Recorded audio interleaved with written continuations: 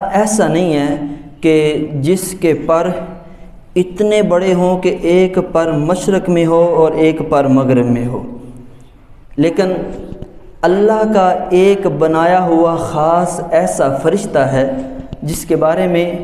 آقا دو جہاں فرماتے ہیں کہ وہ ایک ایسا خاص فرشتہ ہے جس کا ایک بازو مشرق میں ہے،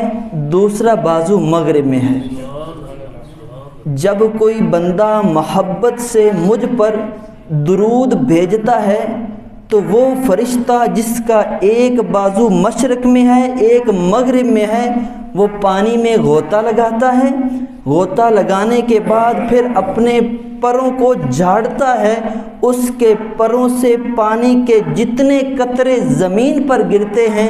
اللہ ہر قطرے سے ایک ایک فرشتہ پیدا فرماتا ہے، اور پھر وہ جو پانی کے قطروں سے اللہ نے فرشتے بنائے وہ فرشتے قیامت تک اس درود پڑھنے والے کے لیے استغفار کرتے رہتے ہیں۔